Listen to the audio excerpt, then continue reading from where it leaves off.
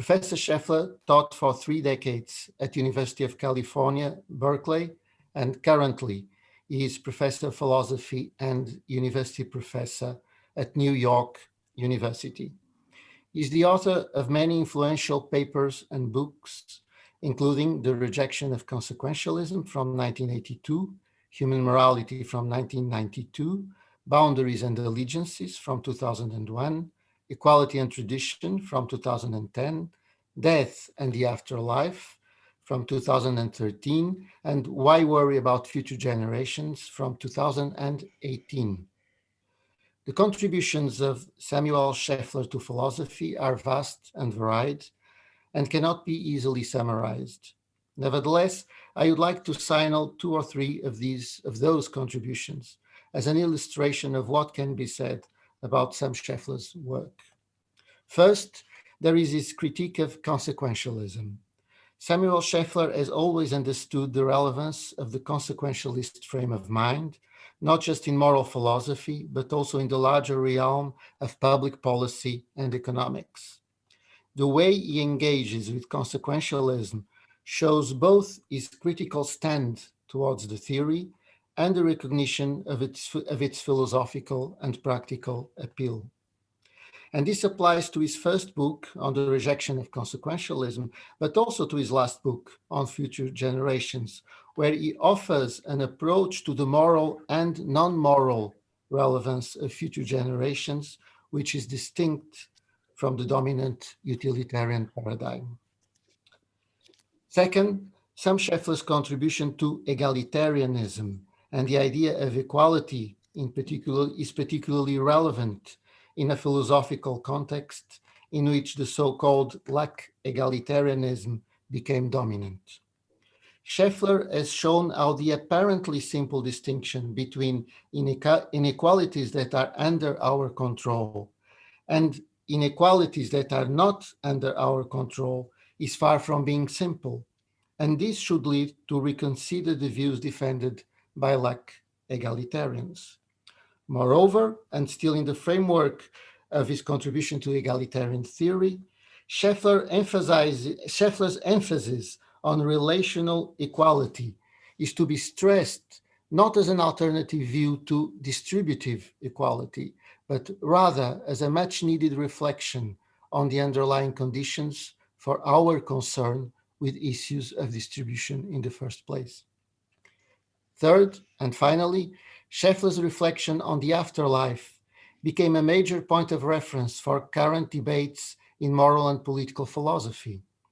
Scheffler takes the idea of the afterlife in a historicist way, explaining why the ability to find value in what we do largely depends on the chain of generations, on the collective afterlife that succeeds our own physical life and death. As some of you recall, Professor Scheffler came to the Braga meetings for the first time in 2015 for the 6th edition of the event, precisely to address this point. There would be a lot to say about these and other subjects that are at the center of Scheffler's work, including also cosmopolitanism, migration, tolerance, and so on and so forth. But I know that you are here to listen to Sam Scheffler and not to listen to me talking about him. So let me just reaffirm my gratitude to Samuel Scheffler for his intellectual and personal generosity and for having accepted to join us in these meetings for the second time. Today, he will talk about a great philosopher he knew well, and this presentation is entitled Moral Independence Revisited, a note on the development of Rawls's thought, 1977, 98, and beyond. So thank you again, Professor Scheffler, and the digital floor is yours. Thank you very much, João, for that very kind introduction, and thanks to you and to the organizers for inviting me to take part in this conference. It's a pleasure to be back in Braga, even if it's only virtually this time. The question I want to discuss at the outset of this talk concerns the influence a short paper of mine may have had on the development of John Rawls's thought. The question arises because Rawls said in print that my paper played a role in his thinking, yet readers have found it difficult to understand how or why it did so. The topic is of interest only insofar as it may help shed light on the evolution of Rawls's thinking during the period between the publication of A Theory of Justice, or TJ as I'll call it, and the publication of Political Liberalism, PL. That evolution, or rather the earliest stage of it, is the larger topic of this paper. In the introduction to PL, Rawls includes the following acknowledgement, quote, "To Samuel Scheffler, who in the fall of 1977 sent me a short paper, Moral Independence and the Original Position, in which he argued that there was a serious conflict between the third part of my paper, The Independence of Moral Theory, 1975, which took up the relation between personal identity and moral theory, and my argument against utilitarianism in theory. I remember this as the moment, I was on leave that year, when I started thinking about whether and how far the view of theory needed to be recast. The decision to pursue this problem and not another topic led eventually to the Columbia Lectures of 1980 and to the later essays elaborating the idea of political liberalism." End of quote. Rawls says nothing further to explain how or why my paper influenced his thinking, and some readers, including some experts on Rawls's thought, have found its influence difficult to understand. For example, Paul Weithman writes, quote, "Scheffler's is a very short piece to have motivated such significant changes in Rawls's view. The reasons Rawls found the piece so provocative have remained somewhat obscure. The line of thought that Rawls followed from Scheffler's article to PL is difficult to trace." End quote. Weithman's puzzlement is easy to understand, and I'm sure that others have shared it. For one thing, the version of my paper that was eventually published is only 7 pages long, and although the pre-publication version I sent Rawls was a bit longer, it was still quite short. As Weithman suggests, it's difficult to understand how such a modest effort could have had a significant impact on Rawls's work. But it's not just the brevity of my paper that has created puzzlement. It's also the fact that there's no evident connection between the content of my paper and the factors that Rawls identifies elsewhere in his introduction as being responsible for the major differences between TJ and PL. He says that to understand the nature and extent of those differences, quote, "one must see them as arising from trying to resolve a serious problem internal to justice as fairness, namely, from the fact that the account of stability in part 3 of theory is not consistent with the view as a whole." But this makes it even more puzzling that Rawls should have attached to my significance to my paper, for stability is not so much as mentioned in that paper. If PL was motivated by the attempt to remedy the deficiencies of the account of stability in TJ, how could my seemingly unrelated paper have been what provoked Rawls's second thoughts about TJ? Some commentators have answered this question by simply asserting that my paper was about stability. For example, Rex Martin says that, quote, "Scheffler's paper argued that the account of stability developed in A Theory of Justice was in conflict with Rawls's The Independence of Moral Theory, section 3. But my paper argued no such thing.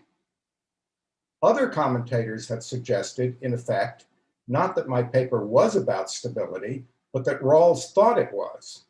Thus, Paul Weithman, after describing a kind of case that, in his view, may have led Rawls to become dissatisfied with the account of congruence in TJ, writes, quote, "This may be the kind of case that convinced Rawls that the Kantian congruence argument failed because it is the kind of case that is suggested by the article of Samuel Scheffler's that Rawls credits with leading him to rethink his early treatment of stability," end quote. But Rawls does not credit my article with leading him to rethink his early treatment of stability. He credits it only with leading him to think, or more accurately, with providing the occasion for his starting to think about whether and how far the view in TJ needed to be recast. He says nothing about stability. But if my article is not about stability, and Rawls did not think it was, and if PL was motivated entirely by the attempt to correct the account of stability in TJ, then we're left with the question of why my article was of any interest to him at all. Why did it lead him to rethink anything? On one level, this is less mysterious than it may seem. I sent Rawls my paper in 1977. PL was published 16 years later, in 1993. Over the course of those 16 years, he developed his view gradually, trying out many different ideas in many different lectures and papers, each of which went through numerous versions and drafts. Some of those ideas eventually found their way into PL, often in modified form, while others were abandoned altogether. The new concern with stability emerged fully only in 1987, with the publication of the idea of an overlapping consensus. And by Rawls's own account in the introduction to PL, he took himself to have reached a clear understanding of political liberalism only in the last few years prior to the book's publication. So he traveled a long road between 1977 and 1993. Any influence my paper may have had was presumably an influence on some of his first steps along that road, and there's no reason to expect it to be directly legible in the book he produced 16 years later. Yet we may still wonder what effect the paper had on his thinking at the time he read it. And determining this may help us to understand the early stages of the long odyssey that eventually led him to political liberalism.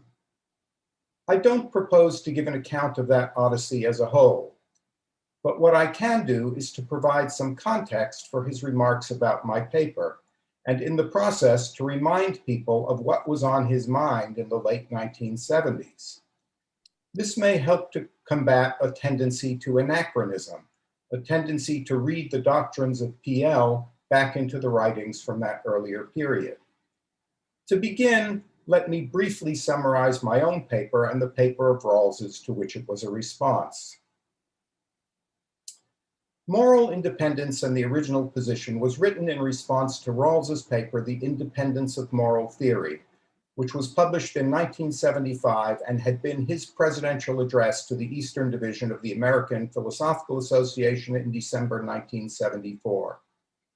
In that paper, Rawls draws a distinction between moral philosophy and moral theory. Moral theory is the comparative study of substantive moral conceptions and is one of the main parts of moral philosophy, which is a more general branch of inquiry that also includes most of what's often described as metaethics. Rawls's primary thesis is that moral theory is substantially independent of other parts of philosophy, such as epistemology, the theory of meaning, and the philosophy of mind. Indeed, the metaethical problems that are most closely connected to those areas of philosophy often depend on moral theory, on a proper understanding of the structure and content of substantive moral conceptions and their relations to human attitudes and sensibilities. Moral theory has its own problems and subject matter, and to a great extent, progress in other parts of moral philosophy depends on progress in moral theory, rather than the reverse. For the time being, then, moral theory should be pursued independently of questions in other areas of philosophy. Moral theorists should devote themselves to achieving a proper understanding of substantive views like utilitarianism, perfectionism, and Kantian ethics, without awaiting further progress in epistemology, the theory of meaning, or the philosophy of mind. Apart from its introductory and concluding sections, Rawls's paper is divided into three main parts. The first arguing for the independence of moral theory from epistemology, the second for its independence from the theory of meaning, and the third for its independence from the philosophy of mind, especially the theory of personal identity. My paper was a response to that third part, which was itself a response to the arguments of Derek Parfit in Later Selves and Moral Principles, a paper published in 1973. As Rawls interprets him, Parfit had argued that a conception of personal identity as consisting in certain empirical continuities and connections favors a utilitarian over a Kantian moral conception. In reply, Rawls argues that the, quote, broadly empirical theses about personal identity established by the philosophy of mind underdetermine the choice among substantive moral conceptions. Although those theses represent constraints that any moral conception must satisfy, all the leading conceptions do satisfy them. To be sure, these conceptions differ from one another in the complete criteria of personal identity they employ, but these differences derive from their differing conceptions and ideals of the person, and not from disagreement about issues in the philosophy of mind.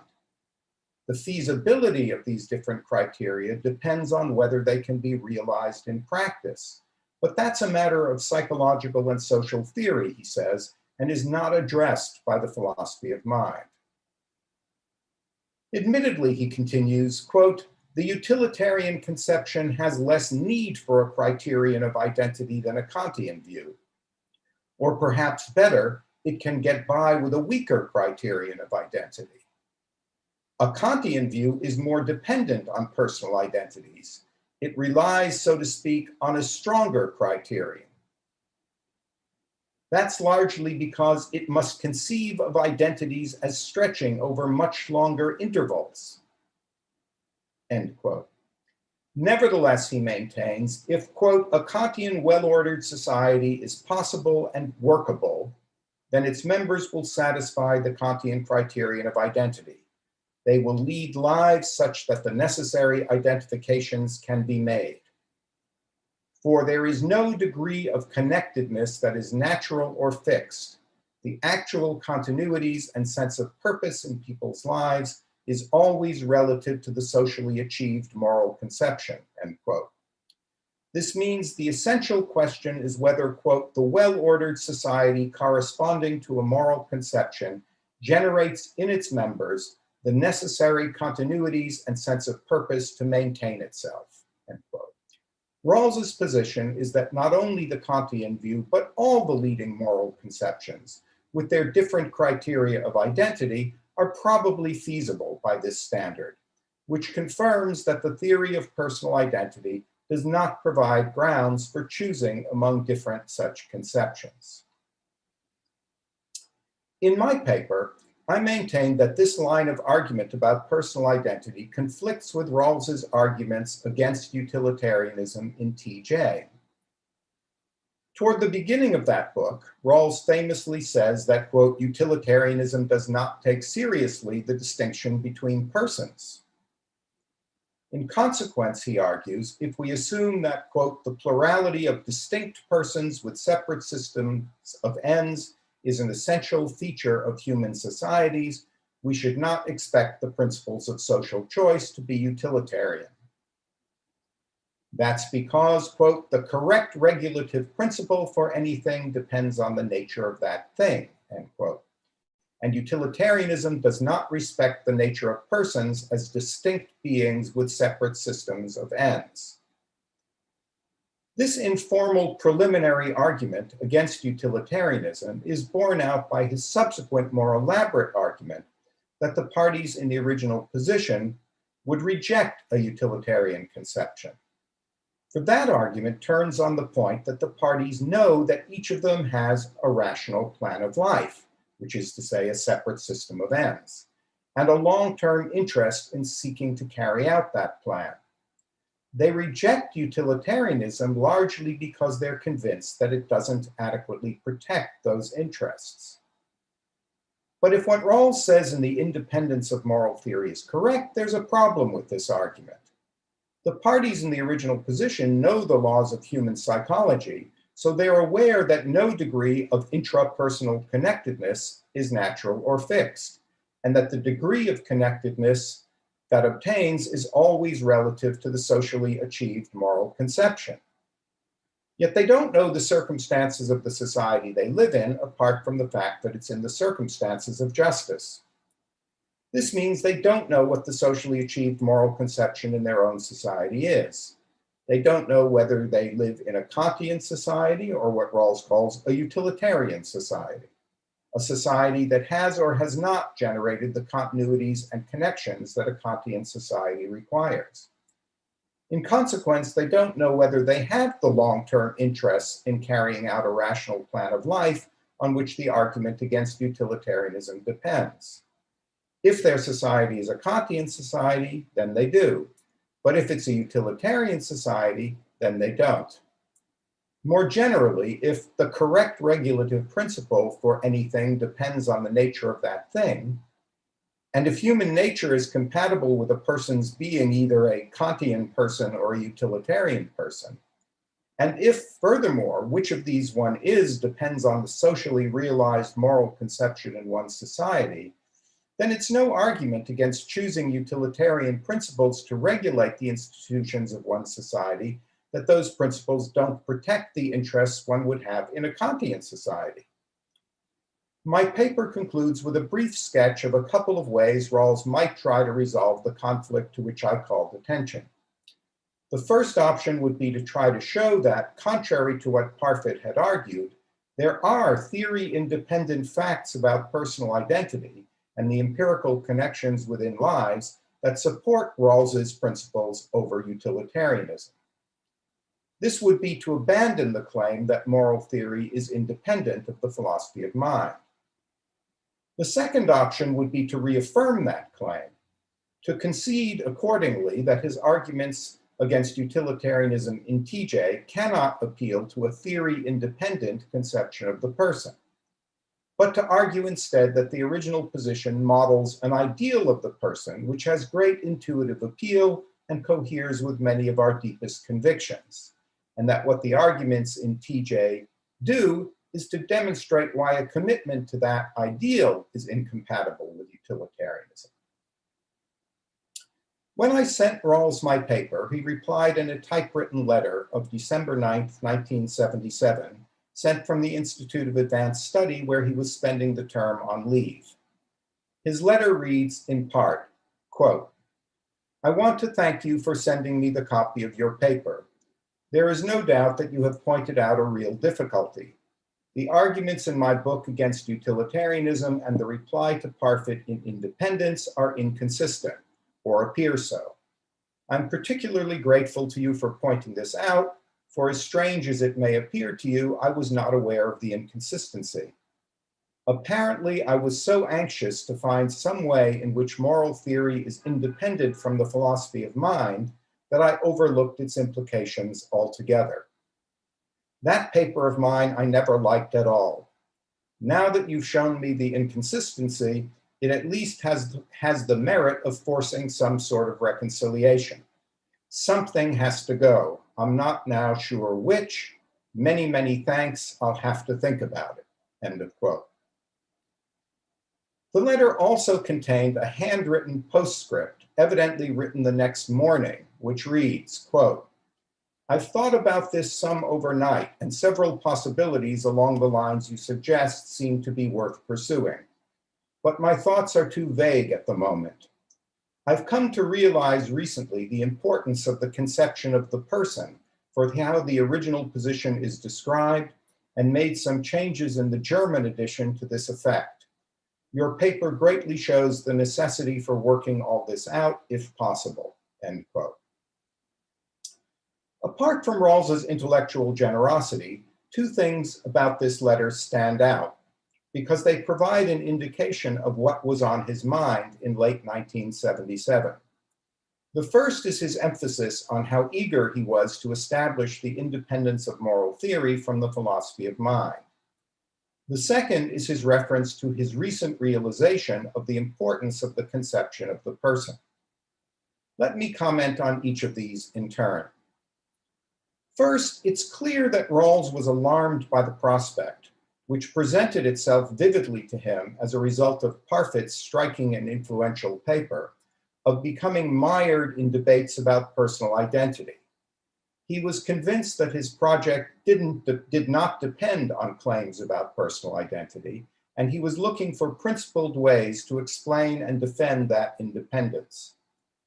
More generally, he was trying to make methodological room for a concern with substantive conceptions of justice that was not unduly hostage to developments in other areas of philosophy. The distinction between moral philosophy and moral theory, which was crucial to his attempt in the independence of moral theory to make such room, eventually disappeared from his work, as I'll indicate in more detail shortly. But the underlying concern remained a central feature of his thought, which manifested itself in different ways at other times. In his 1985 paper, Justice as Fairness, Political Not Metaphysical, and his 1987 paper, The Idea of an Overlapping Consensus, it manifested itself in his advocacy of what he called the method of avoidance, understood as the attempt, quote, to leave aside philosophical controversies whenever possible and look for ways to avoid philosophy's long-standing problems, end quote. And in PL, of course, it's reflected in the crucial claim that a political conception of justice does not depend on any single comprehensive moral or philosophical doctrine, but may instead become the focus of an overlapping consensus among proponents of the leading comprehensive doctrines likely to be represented in a modern democratic society. As for personal identity, it disappears from his writing almost entirely after the independence of moral theory. The clearest exception I'm aware of is in a footnote in PL, where after having distinguished between what he calls the public or institutional identity of citizens and their non-public or moral identity, he distinguishes both of these notions of identity from the idea of personal identity as traditionally understood by philosophers. The philosophical problem of personal identity, he says, quote, raises profound questions on which past and current philosophical views widely differ and surely will continue to differ. For this reason, it's important to try to develop a political conception of justice that avoids this problem as far as possible, end quote. This brings me to Rawls's comments about the conception of the person. His reference to having recently come to realize the importance of the conception of the person for how the original position is described is significant for a couple of reasons. In saying that my own paper showed the necessity for working all this out, Rawls makes clear that he read my paper through the lens of a pre-existing concern about the role played by ideas of the person in his theory. The paper made an impression on him, to whatever extent it did, because it reinforced a conviction he had already reached that he needed to think further about the role of the conception of the person and its relation to the original position. He does not explain in his letter why exactly he had reached this conclusion. It's worth noting, though, that the independence of moral theory was just one of 3 papers that Rawls published in 1975. The other 2 were A Kantian Conception of Equality and Fairness to Goodness. Ideas of the person play a role not only in the independence of moral theory, but in the other 2 papers as well.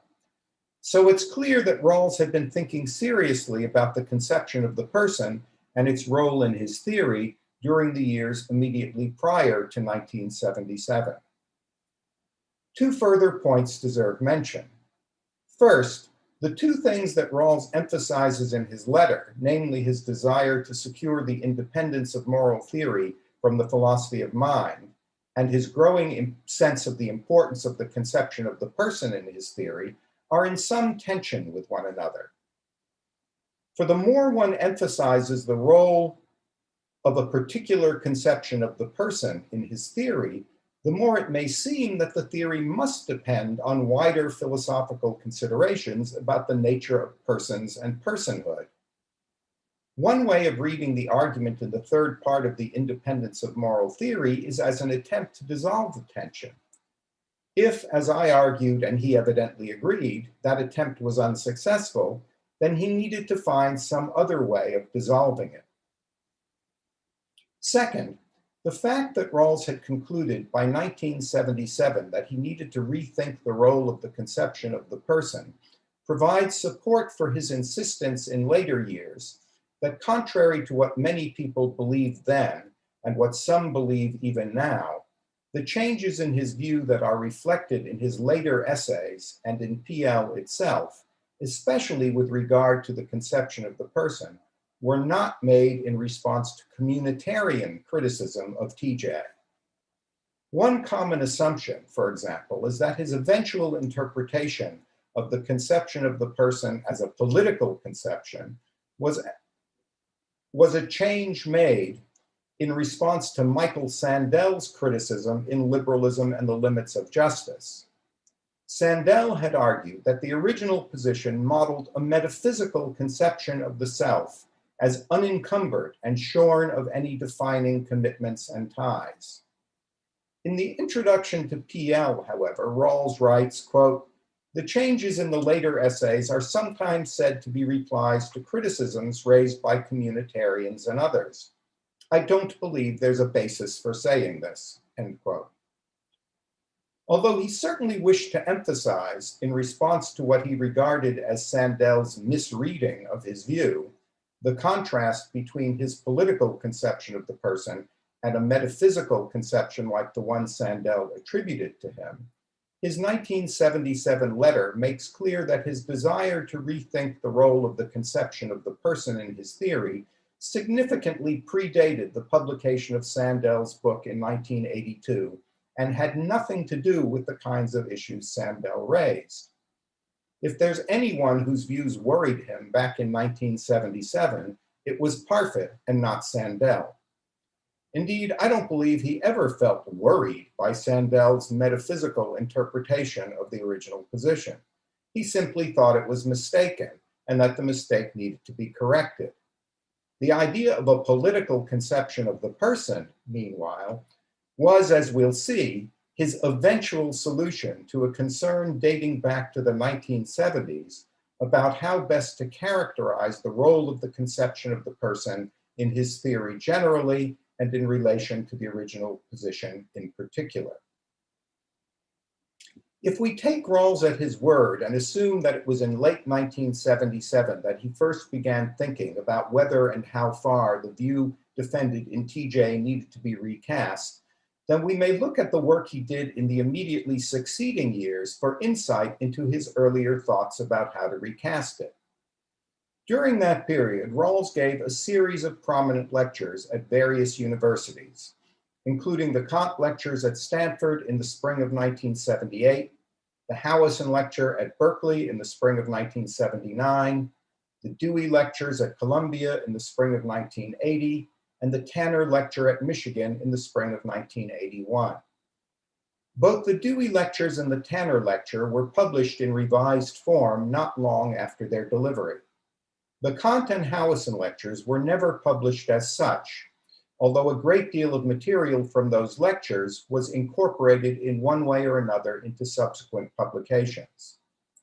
For some years, Rawls evidently envisioned a book-length manuscript comprising revised versions of some or all of these lectures.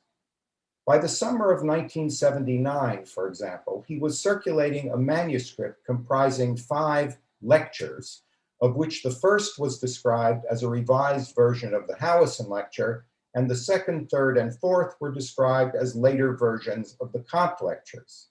I'll call this the 1979 manuscript.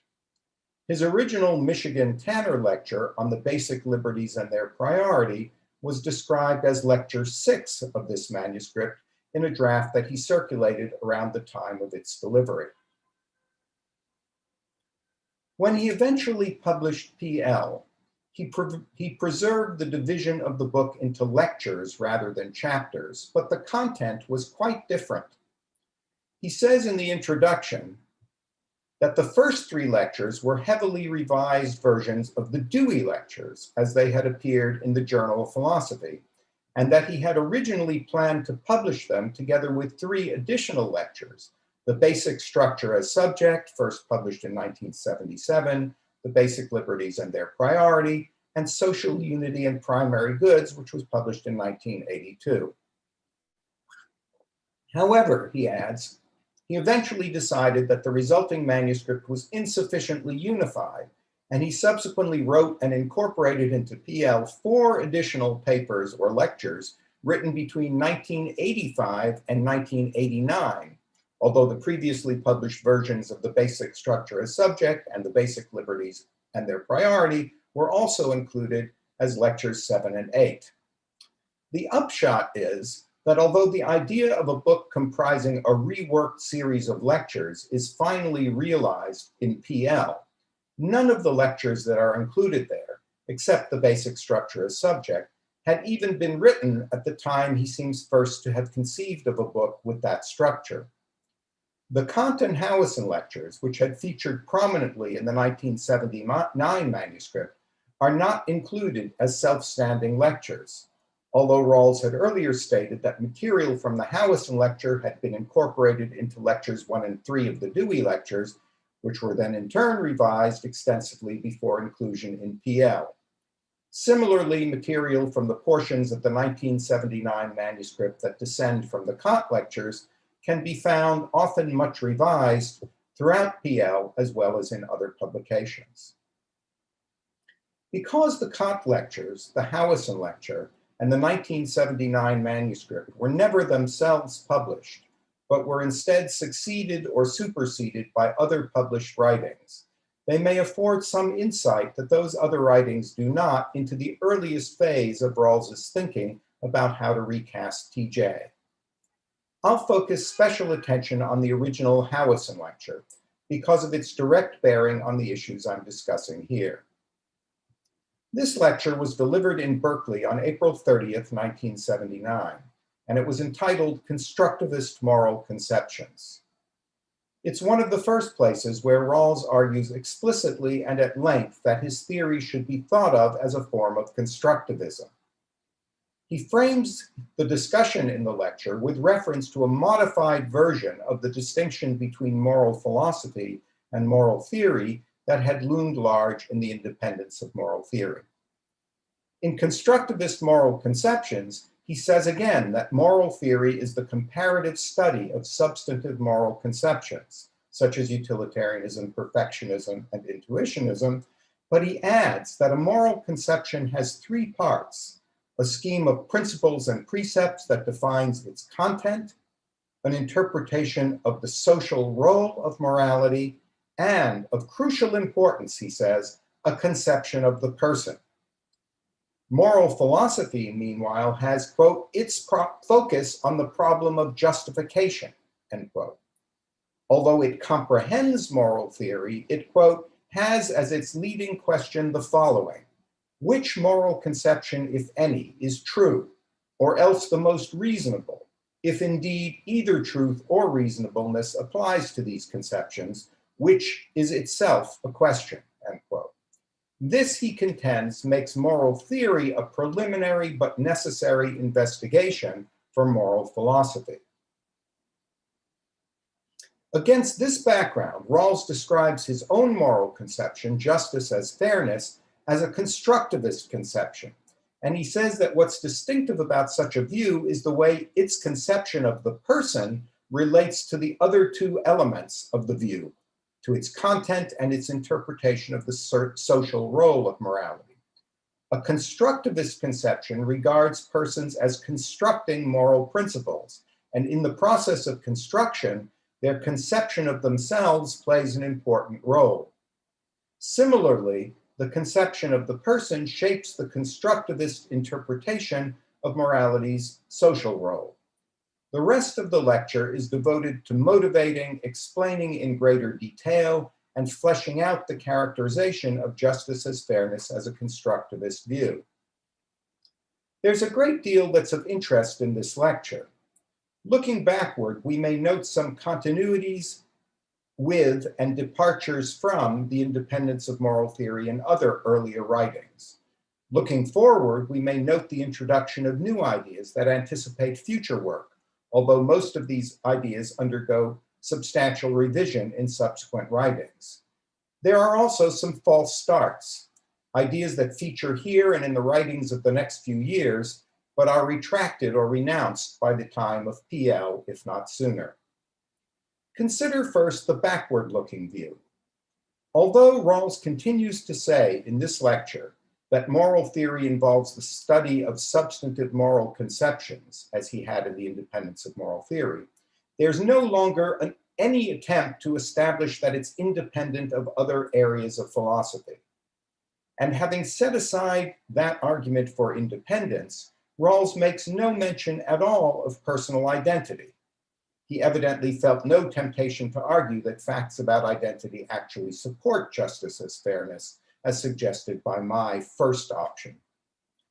On the other hand, the conception of the person, which played an important role in the independence of moral theory and had long been a feature of his work, receives much greater prominence here because of the central role it plays in a constructivist view. And Rawls mentions, without quite endorsing, the idea that his own conception of the person may have some special status in comparison with other such conceptions. Something similar was proposed as my second option, but Rawls characterizes the relevant form of special status in a distinctive way. He elaborates on this last point in the following passage, quote, "In justice as fairness, we assume that we live in a democratic society under modern conditions, and that we want to find a conception of right and justice for the more fundamental questions that arise in such a society. The intuitive idea is to draw upon the conception of the person that seems to be held by citizens in a democratic regime, or the conception it seems they would hold on reflection, at least so far as this conception is thought to be relevant in matters of political and social justice. The hope is that, although the history of democratic thought shows long-standing disagreement over which principles of liberty and equality are correct or most reasonable, there may prove to be no truly basic dispute regarding the appropriate conception of the person. Perhaps there are only a few viable notions of the person sufficiently general to be part of the formulation of a moral doctrine, and all but one may be excluded by other conditions essential to a democratic view." End of quote. This is a remarkable passage that bears more extended comment for reasons I'll discuss shortly. But let me first survey some other points of comparison and contrast with his earlier and later writings. Staying with the backward-looking view, one element of the independence of moral theory that carries over to the Howison lecture, as I've noted, is the distinction between moral theory and moral philosophy. However, the characterization of the substantive moral conceptions studied by moral theory as having three main elements, and of moral philosophy as having the question of justification as its focus, are new features that represent departures from the earlier paper. Moreover, the introduction of constructivism makes great trouble for the moral theory, moral philosophy distinction, because constructivist moral conceptions, although substantive, are themselves said to include a distinctive view about justification. In particular, they hold that, quote, "the problem of justification is in the first instance a practical social matter, not an epistemological problem," end quote. This means that constructivism is a position that appears to belong both to moral theory and to moral philosophy. His recognition of this difficulty led Rawls to rework his account of the moral theory, moral philosophy distinction yet again, this time in the revised version of the Howison lecture that was included as lecture 1 in the 1979 manuscript. And although he abandoned the new version of the distinction by the time of the Dewey lectures, the distinction itself played a relatively minor role in those lectures. As far as I know, it largely disappeared after that. My conjecture is that once it was no longer being used as the basis for a claim about the independence of moral theory from other parts of philosophy, it was a dispensable feature of his view, and one that was difficult to preserve once constructivism, which seemed to straddle the distinction, entered the scene. The ideas of independence that survived or resurfaced at other periods were, as I've already said and will soon reiterate, formulated in other terms. Let me turn now to the forward-looking perspective. It's clear that the characterization of his view as constructivist and his emphasis on the role of the conception of the person remained important features of Rawls's thinking, of Rawls's position during the entire period up to and including PL. It's also clear, though, that his understanding of these ideas changed significantly over time. The constructivism that Rawls articulates in this lecture developed into the Kantian constructivism of the Dewey lectures, and only later was it transformed into the more limited political constructivism, which was contrasted with Kant's more general moral constructivism. In the same way, the conception of the person articulated here is a feature of a moral conception generally. It is not yet the more narrowly circumscribed political conception of the person of PL. Something similar is true of another element he introduces in the Howison lecture, namely the contrast between constructivism and intuitionism. As I've noted, Rawls says in this lecture that constructivism interprets the problem of justification as, quote, a practical social matter and not as a problem of knowledge. On a constructivist view, quote, the question of justification becomes, how might the members of a society reach an understanding that among familiar moral conceptions or natural variations thereof, there's one that's most reasonable for them in virtue of how they conceive of their persons. The search for the most reasonable conception for us as persons of a certain kind replaces the search for moral truth, end quote. What he calls the primacy of the practical, that is thus a feature of constructivism, is contrasted at some length in the lecture with epistemological intuitionism. This contrast is an important theme of Rawls's later work, beginning with the Dewey lectures and beyond. But it too is substantially reinterpreted by the time of PL, where the role of the practical is largely superseded by the emphasis on the political, and where the focal point of the contrast between constructivism and intuitionism is not the notion of justification, but rather the notion of objectivity. But precisely because these novel elements of the Howison lecture underwent such extensive revision before attaining final form in PL, the passage I quoted a moment ago, which says that justice as fairness is aimed at finding principles of justice for a modern democratic regime, and that its conception of the person is one that is or would be affirmed by citizens in such a regime, is all the more noteworthy, since it strikingly anticipates the political turn that his work was to take in later years. So too Rawls's observation in that passage that, quote, the history of democratic thought shows long-standing disagreement over which principles of liberty and equality are correct, and his statement that the aim of justice as fairness is to find some basis for agreement in the face of this long-standing disagreement. All these comments, which were incidentally toned down significantly in the corresponding passage in the Dewey lectures, would have been completely at home in PL. This means that in the very same lecture where Rawls begins to articulate the philosophically robust moral constructivism from which he later sought to distance himself, he also provides clear anticipations of the political liberalism with which he was eventually to replace it. There is, however, one final passage of the Howison lecture that seems to point in the opposite direction. In the course of explaining how a constructivist conception interprets the social role of morality, Rawls discusses the publicity condition, one of the formal conditions imposed on conceptions of justice in TJ, and he distinguishes several different levels of publicity. What is characteristic of a constructivist conception is that it insists on the complete publicity condition, which means that, quote, the full justification of a moral conception, as it would be presented in its own terms, must also be public.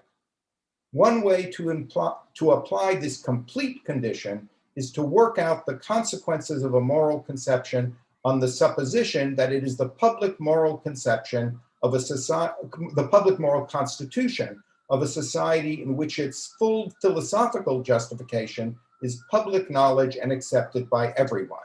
Such a society I call the well-ordered society paired with that conception.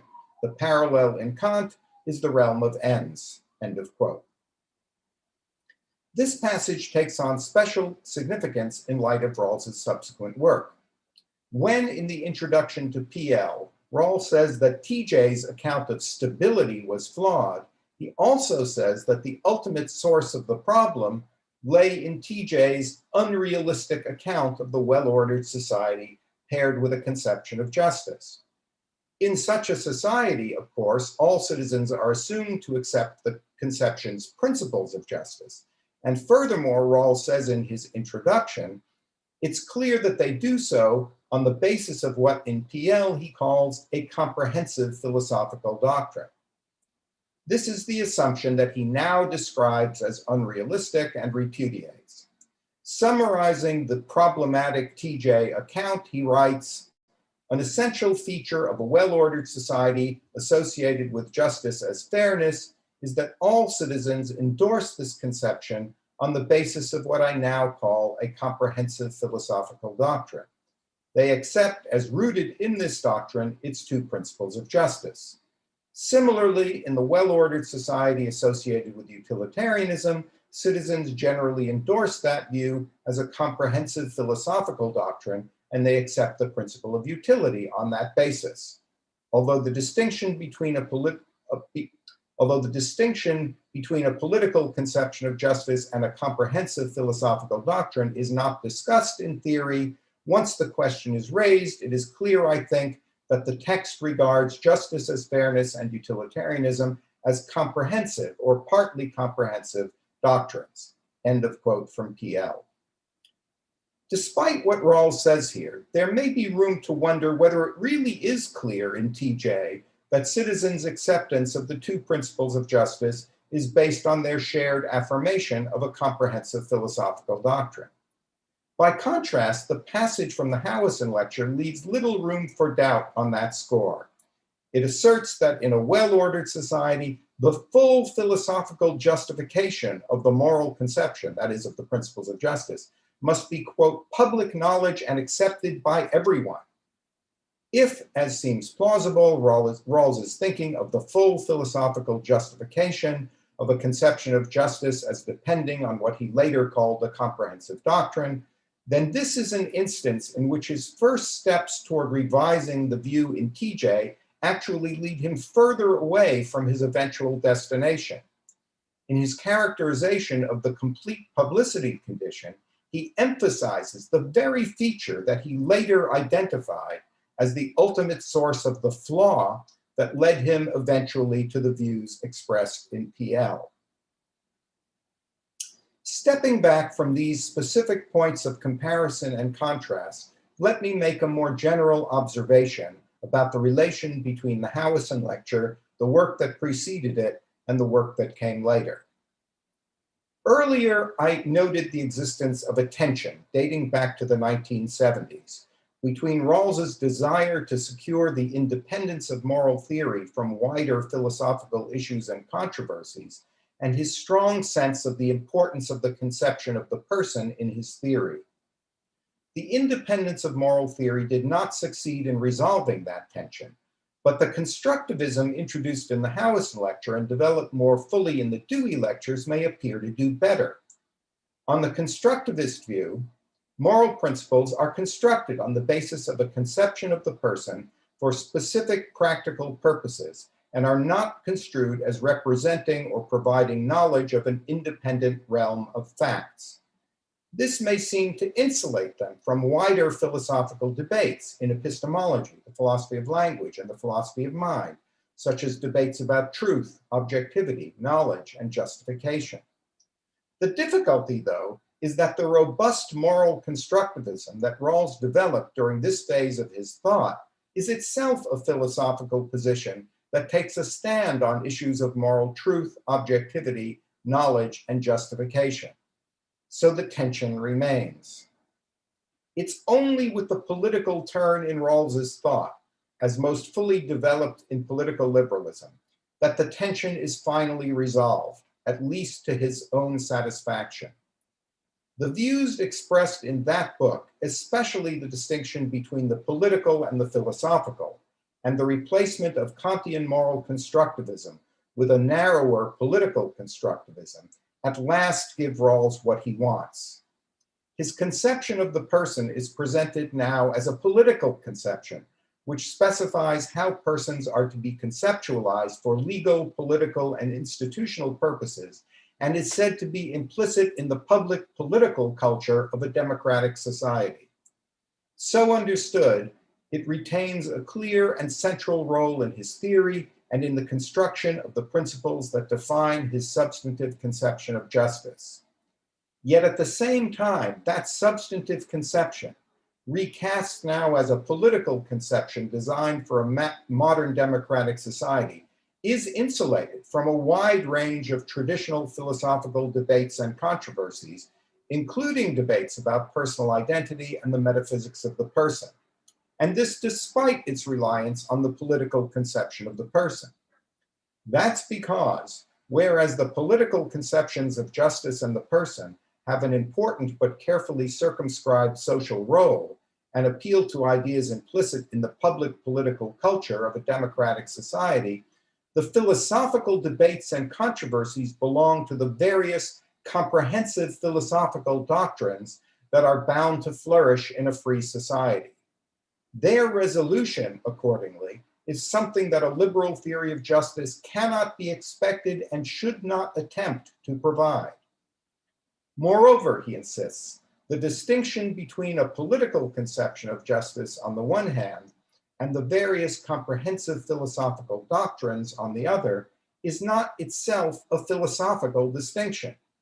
As he puts it in the introduction to PL, quote, "The dualism in political liberalism between the point of view of the political conception and the many points of view of comprehensive doctrines is not a dualism originating in philosophy. Rather, it originates in the special nature of democratic political culture as marked by reasonable pluralism," end quote. Thus was the independence of moral theory, or something like it, eventually achieved. And it was achieved while at the same time insisting on the indispensable role of the political conception of the person, thus dissolving the tension dating back to 1977 between two of Rawls's important aspirations, between his desire to represent his substantive theory as independent of wider philosophical controversies and his conviction of the importance to his theory of the conception of the person. I've been discussing only one short period in the evolution of Rawls's thought between 1977 and 1993. Moreover, as I've already noted, Rawls was a tireless worker and an active philosophical correspondent who worked out his ideas by producing multiple drafts of lectures and papers and discussing those drafts in person or by mail with a wide variety of students, colleagues, and friends. He normally tried out many versions of his ideas on many different philosophical interlocutors before arriving at formulations he regarded as satisfactory. So one shouldn't place too much weight on any particular draft or letter or conversation. Still, the texts I've been discussing provide a snapshot of Rawls's thinking during a period when, by his own account, he was just beginning to consider how the position he had defended in TJ might need to be recast. They helped to identify some of the problems that were troubling him during that period and some of the aspirations that informed his thinking about how to address those problems. And they reveal some of the diverse strands of thought that coexisted, sometimes uneasily, in the work he produced during this stage. Some of the early solutions he tried out foreshadowed the position he eventually arrived at in PL, while others initially led him further away from that position. And indeed, some even intensified his commitment to the very features of his TJ view that he eventually identified as the ultimate source of the problem. Of course, there's a great deal more than this in political liberalism. As the views expressed in that book developed over time, new problems attracted Rawls's attention, and the full elaboration of the political turn required him to introduce an array of new concepts and to address many issues that had not been considered in TJ. Many of these new problems, concepts, and issues, and indeed the very idea of political liberalism itself, were scarcely on his radar in the late 1970s. The intellectual route he traveled between 1977 and 1993 was a long and sometimes winding one, and Paul Weitzman is surely right to say that it's not always easy to trace. Still, it's a route that is well worth trying to understand. Thank you.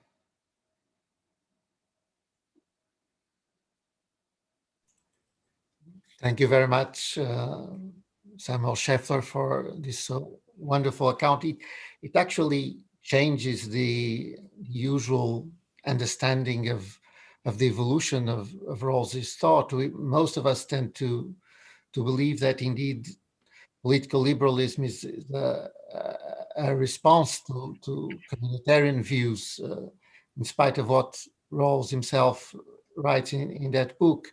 And it is, I mean, what you told us today is that political liberalism actually is just a final answer or a final solution to a problem that Rawls kept confronting since the 70s, and is will to insulate, as you say, justice as fairness as the public charter of society from many philosophical disputes that he probably thought would somehow diminish the relevance and the public appeal of the conception of justice, which he was trying to justify and advance. So thank you very much for this. I'm sure there are a lot to say and to ask, to question, about what you said. And so I now hand over the chairing of this session to Alexandra. Thank you. Thank you so much for the wonderful talk. I will be taking your questions now. Maybe if you could put up that little hand sign, then I'll try to not miss anyone.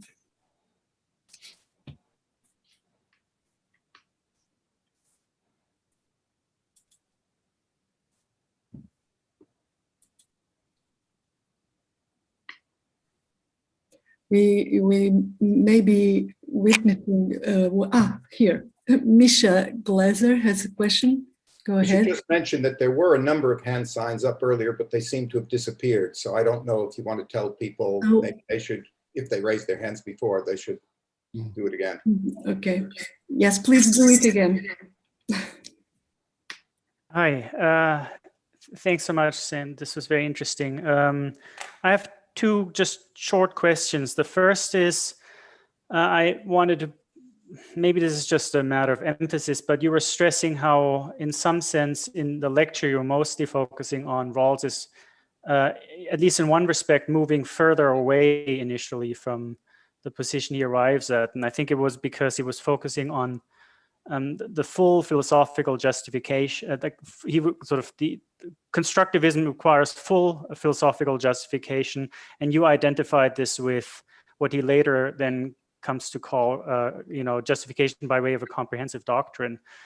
But it seems to me that there's a sense in which the idea of full philosophical justification will sort of even survives even in political liberalism, right? Because he insists that the political conception of justice be a freestanding conception, right? So it's supposed to generate its own, it's supposed to in some sense be complete in its own right, or it doesn't by itself point to any further need for justification. But then there's this, then each I mean, that's at least that's how I understand it. So I was just wondering if there is a sense in which the idea of full justification in a more limited form maybe, but still gets taken up even in political liberalism.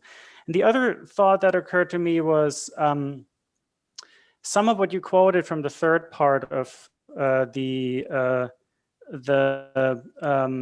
independence of moral theory had sort of a ring of the notion of stability to it, right? In the sense that different moral conceptions will generate their different conceptions of the person, and they will then they will be stable in some sense. So that makes me wonder about so whereas one argument in the theory of justice against utilitarianism was supposed to be that utilitarianism is worse at generating its own support than justice's fairness. And so in some sense, it seems like Rawls is, by, at least at that point in the independence of moral theory, he seems to be less ambitious, right? He seems to just say, look, they're all they're stable in their own right, but neither is more stable than the other. And I wonder if that kind of lack of ambition in some sense carried over into political liberalism, in the sense that, this is just the public political culture that we have. We could have had a different one. It would have been just as stable, but that's the one we have. And it happens to be one that is capable of generating its own support, maybe even in respect of the political conception of the person, but that's it. There's no claim that any other way of setting up politics would be less stable, whereas something like this was supposed the argument against utilitarianism in a theory of justice. Thanks. Right. And hi, Misha, nice to see you. And thanks for those questions. You raised some very interesting and significant points, especially, I think, with regard to the second issue. So I'll come to that. Let me first briefly say, in response to the first issue, I think what you say is not quite right about political liberalism. And when you say that the political conception of justice is supposed to be freestanding and to have its, a complete justification in itself. I mean, that is the view of one of the views that participate in an overlapping consensus. Some people participate in the overlapping consensus because they have a Kantian comprehensive doctrine. Some participate because they have a Millian comprehensive doctrine. And some participate because they view the political conception as a freestanding view. That itself is one of the, as it were, it's the non-comprehensive comprehensive doctrine. So there's no, as it were, second order claim that the principles themselves, the political conception itself, is fully justified in its own terms and doesn't need any other justification. The claim is that it can be the object of an overlapping consensus among people who, or views that will think about its justification in different ways. And so what you said sounded a little too much like it was privileging one of those ways of thinking about it than I think he would have been comfortable endorsing in PL. But let me talk about the second issue you raised, because it gets at something that I've always found, that's always bothered me about Rawls's rethinking of stability, the move from TJ to PL.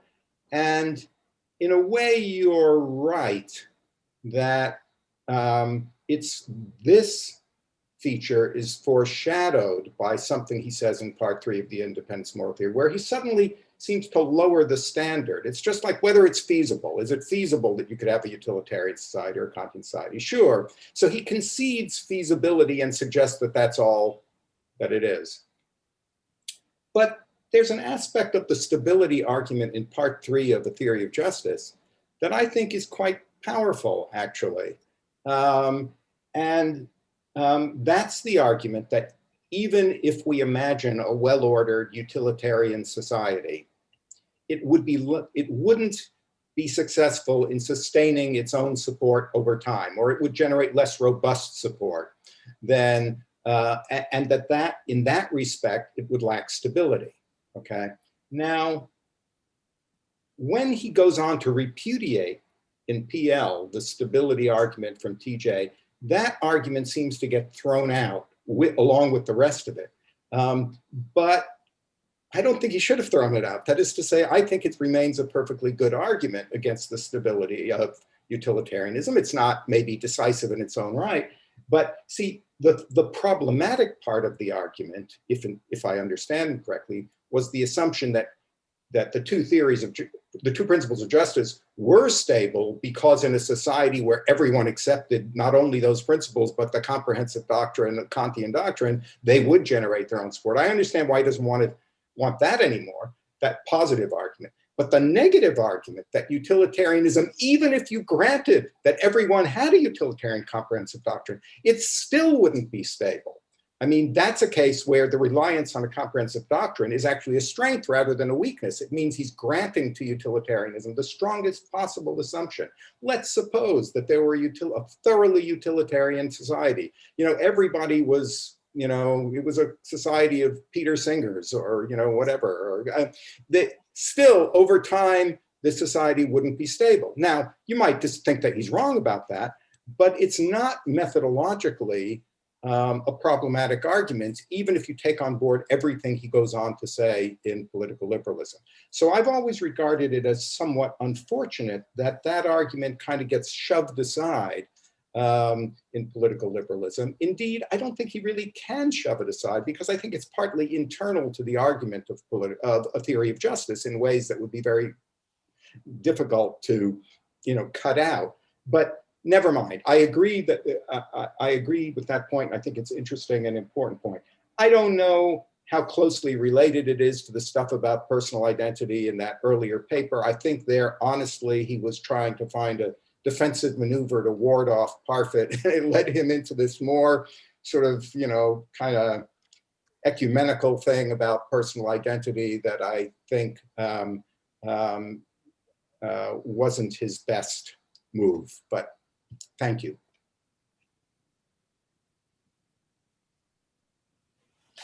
I'll go now to Michael Schmidt, who has a question. Go ahead. Yeah, thank you for the insightful talk.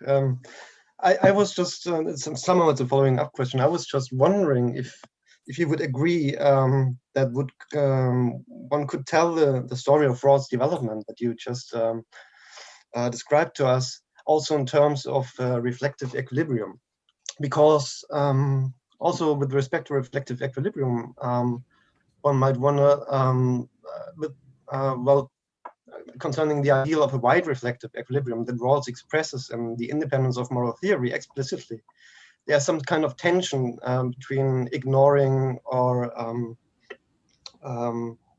well, not taking in account some kind of philosophical argument from the philosophy of mind, which might be relevant to his theory.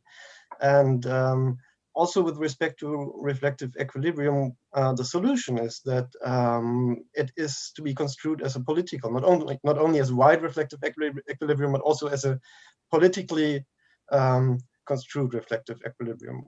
Would you agree with that kind of parallel story? Do you see some differences? Sorry, I just want to be sure that I understand your question correctly. So when you speak of this as a parallel story, there are two different things you might mean. One is that his view of reflective equilibrium, the nature of reflective equilibrium, actually changed over time between theory of justice and political liberalism. The other is that the story I've been telling could all be told as a story about, you know, within reflective equilibrium, so to speak, that the positions arrived at would themselves be compatible with reflective equilibrium. I guess I think something closer to the second thing strikes me as right, and I have not thought about this question, but off the top of my head, I don't think his views about reflective equilibrium changed. I think that they remained the same. I think that the views in political liberalism were themselves supposed to be consistent with the views we derive at in wide reflective equilibrium. I think the point you're bringing out really is that there's maybe something more that needs to be said about the relation between two thoughts. The first thought is that wide reflective equilibrium takes into account all kinds of philosophical arguments and appeals to theories of different kinds. And, and certainly in the subsequent literature, from Norman Daniels and others, people emphasizing the need to take into account theories outside of moral philosophy as well as within them. All that stuff about how widely to interpret wide reflective equilibrium needs to be explained. The relation between that and the idea of a political conception as being insulated from comprehensive doctrines. I mean, the idea of it being insulated suggests that somehow the equilibrium is getting narrower or something like that, that some things are not relevant. I believe in the end that there's no real conflict between the two views. I believe that the story can be told, but I think it would be good to spell it out in more detail. So I think I'm working my way around to agreeing with you that it's a good topic to explore. I don't think it makes trouble for him at the end of the day, but it's a natural question to arise, and it would be good to think more about it. Well, thank you.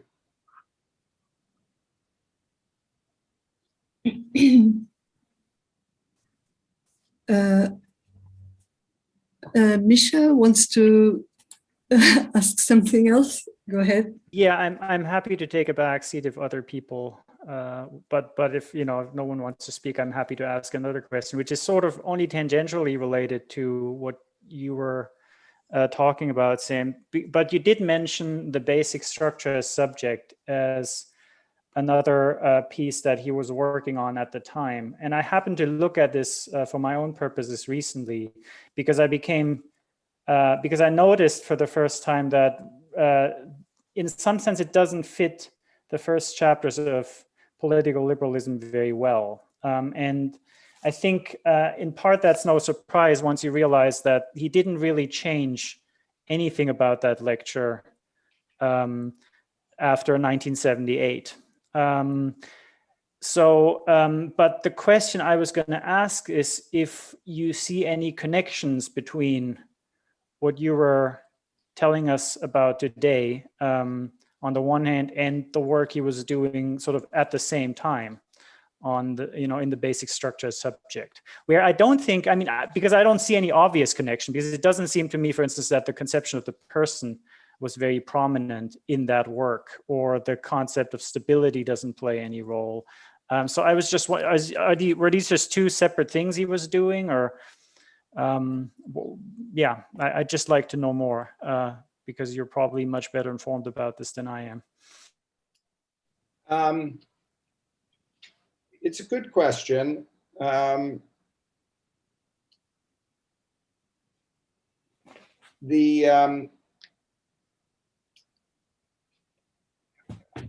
you know, the basic structure subject, there were two versions of it, but they were both pretty early, 77 and 78.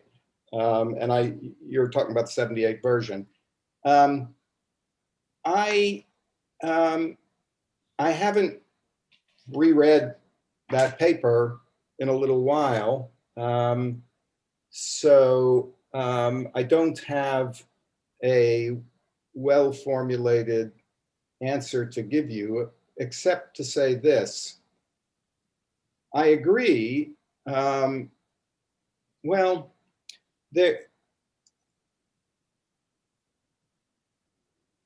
I think the conception of the person is in play in that paper. Certainly as it developed, or at least in the version that made it into political liberalism, and I think in the original position too, because there's an emphasis on how institutions shape individuals and their role on structuring people's values and aspirations. And so I think that the distance isn't so great between that and this talk of a socially realized moral conception determining what ideal of the person is feasible in a given society. That's on the one hand. And on the other hand, political liberalism itself picks up in a way, political liberalism gives a new prominence to the emphasis on the basic structure, because it's the particular institutional structure of their society that is going to be principles for governing that people are supposed to achieve an overlapping consensus on. So I do think there are connections, even if he wasn't talking in the basic structure paper in quite the same way, making the conception of the person the explicit focus. I think it was on his mind there too, and even feeding into his thought that he needed to work out this stuff about the conception of the person and how it fit into the justification. That's a preliminary answer. So now hands are definitely coming up. I think it's a natural thing.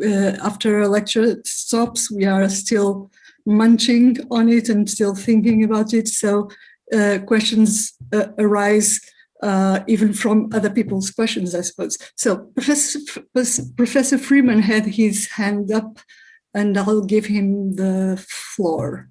Go ahead. Well, I just three minor points.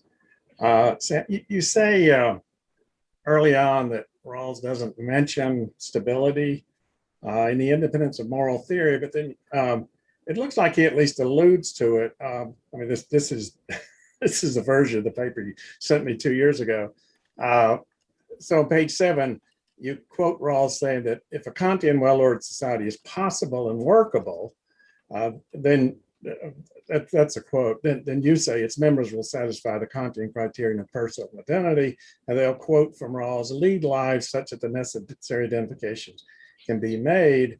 And then the next sentence down, this means the essential question is whether, quote, Rawls says, the well-ordered society corresponding to a moral conception generates in its members the necessary continuities and sense of purpose to maintain itself.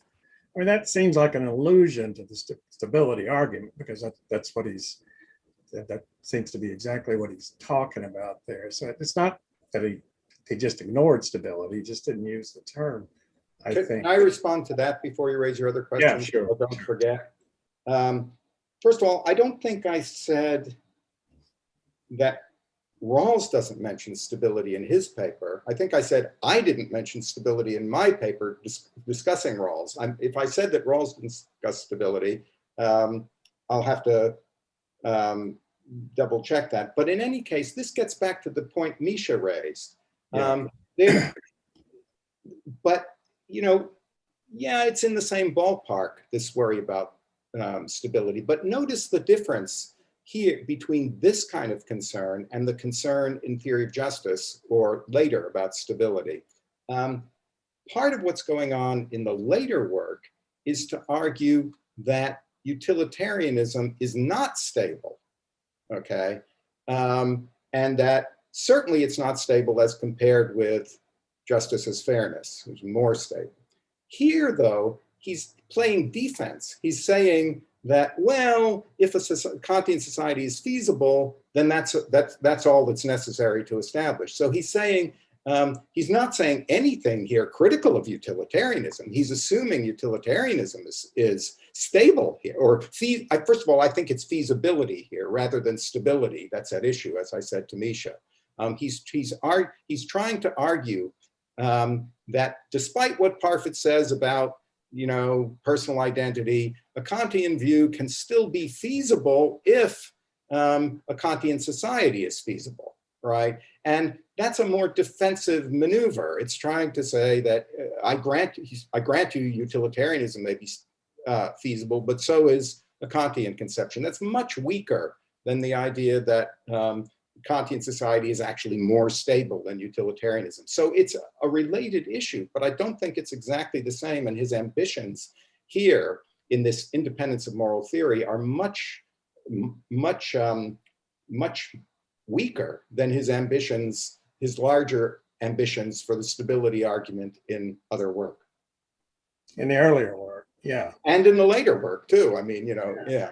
But are you saying that in 1974 that he was starting to relinquish the stability argument? No, I'm just saying that the argument he gives against Parfit is very weak. It just says, look, my view is feasible if a Kantian society is feasible, and that depends on social theory, so go away. I don't have to talk about personal identity. But that's not the stability argument. That doesn't mean he doesn't have the stability argument anymore, that he's given up on it. It just means that in this part 3 thing, he's not really making that stability argument.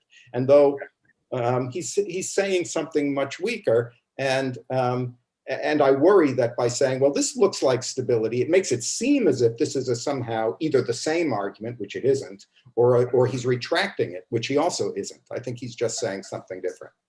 Yeah. Okay, good. Second minor point. This is not, you say that Rawls should have kept, even if the Kantian congruence argument,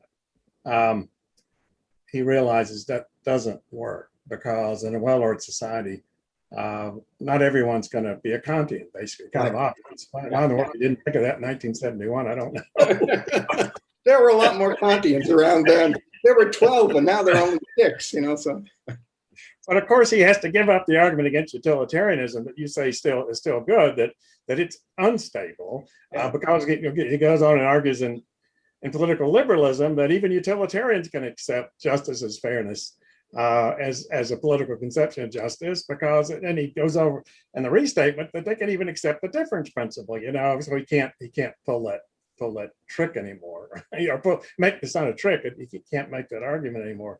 And third, I guess, it's interesting just looking over this again, where you talk about the second option that Rawls could take in your reply, your essay. He could argue instead the original position models an ideal of the person which has, quote, great intuitive appeal and coheres with many of our deepest convictions. That's what you say in the paper. Well, of course, that seems to be what he ended up doing, right? I guess he's arguing, well, look, in a democratic society, democratic culture, has implicit in it a certain ideal of persons, lo and behold, free and equal moral persons, which is something like the ideal I was very used in theory of justice, certainly the congruence argument, but it's a political ideal. It's not. So he really, it's interesting how you were, you foresaw that was the movie made, really, in many respects. So good for you. Well, we talked a lot of those times. There's a footnote in that passage that he refers to conversations he and I had about this. The thing that's different that he did was, this stuff about a democratic society, when, that giving it the political interpretation was definitely something I had not envisioned in that second option. And I can clearly remember when I heard that passage delivered, when he gave the lecture, I remember where I was sitting, and I remember being struck by it and scratching my head. And it's like, why is he talking about a democratic society exactly in this way? And it seemed too limiting to me somehow. But that was it was like, as it were, a version of that second option, but given a distinctively political spin, which of course turned out to be quite crucial to everything that came later, once he got past the Kantian constructivism phase. But on the second point, the second point was, look, I think the idea that utilitarianism can participate in an overlapping consensus seems to be, I've never found hugely persuasive. It seems to me massively in tension with the argument of a theory of justice against utilitarianism. And I do think that this is a different kind of tension in his work. The desire to establish an overlapping consensus conflicts with the desire to show that utilitarianism's wrong, roughly. And I think he was prepared in political liberalism to give up on some of those anti-utilitarian arguments that I personally wish he'd held on to.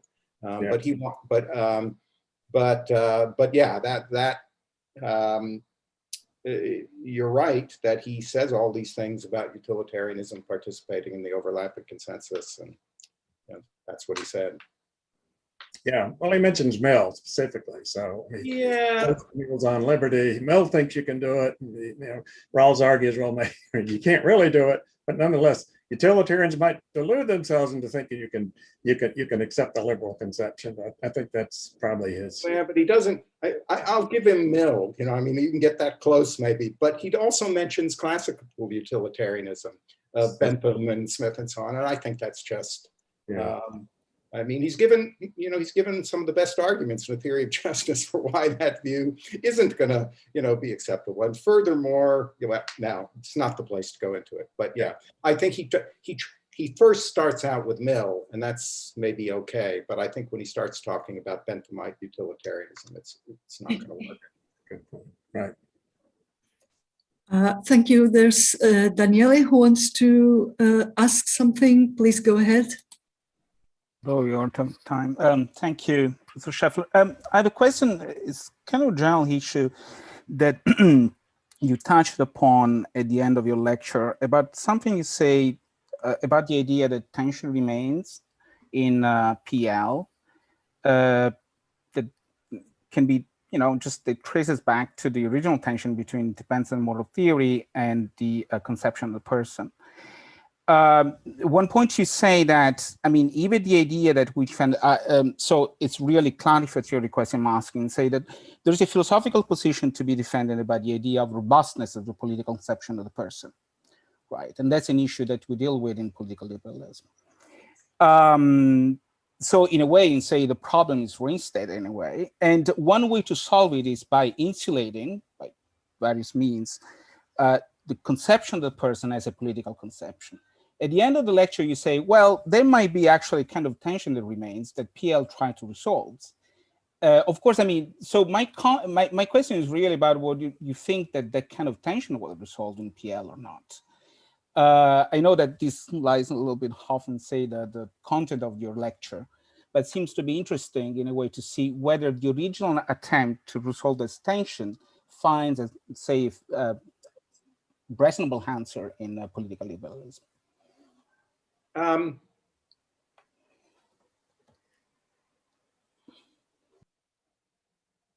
So I'm sympathetic to the resolution in political liberalism. The idea that the political conception of the person is constructed for specific practical political purposes based on ideas implicit in the public political culture of democratic society. But whether it really does satisfactorily dissolve the tension, really whether anyone is going to think it satisfactorily dissolves the tension will depend on what they think of the whole structure of political liberalism, whether they think this whole distinction between a political conception of justice and the many comprehensive doctrines makes sense. For anybody who's skeptical of that sort of apparatus, they're not going to find it persuasive because they're not going to think that you can keep the conception of the person purely political. They're going to think that inevitably the conception of the person, that they're just going to be these different that the debates about the person in the comprehensive doctrines are inevitably going to bleed over into the political realm, and that there isn't going to be a consensus about a political conception of justice. I've always, as I said, been sympathetic to the idea that there was the idea of a political conception of the person. Not that it somehow is it's not a natural kind, something you just go out into the world and find lying around, but that it's something that can actually be socially and politically constructed in certain historical circumstances, given favorable conditions and appropriate institutions, that you can have a political conception of what a person is. And I think we require such a thing for legal and institutional purposes in lots of different ways. So I think that, although this is much bigger, a much larger topic than it's possible to discuss here, I find the view quite interesting and sympathetic, but at the same time, I recognize that for people who are skeptical about the whole political liberalism story, it's going to seem like a non-starter. I don't know if that addresses. Of course, also, yep. We are already beyond our time limit. So I will give the floor to Professor João Rosas again, and he will say goodbye to all of you until tomorrow. I was thinking about making a question myself, but I'm exhausted. And so maybe I'll ambush Professor Freeman tomorrow. It has to do with Rawls and Hume, but see you tomorrow, João. You have to be careful with the ambushes by Alexandre. Well, so thank you again, Samuel Scheffler, for this wonderful moment, and thank you all for participating in this plenary session. And we will resume our meeting tomorrow at 9 a.m. So see you then.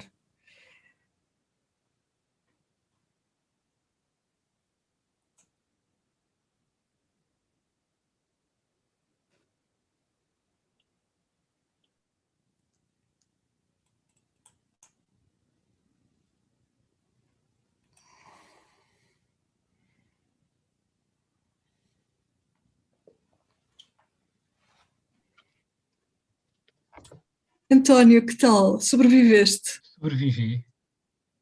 Correu tudo bem? Correu tudo bem. E, Na tua parte, na tua sessão também? sim, Bem. na minha sala, não é? Foram 3 sessões, sim. Correu. Eu acho que a Alexandra, nas primeiras 2 sessões, roubou muita gente. Não fui eu. Estou a brincar. Sim. Foram muitas pessoas para ti. Não foram muitas para as minhas, também porque eram tópicos, às vezes, isto tem a ver com o tipo de tópicos, são tópicos muito especializados, mas de resto, mesmo assim, correu bastante bem.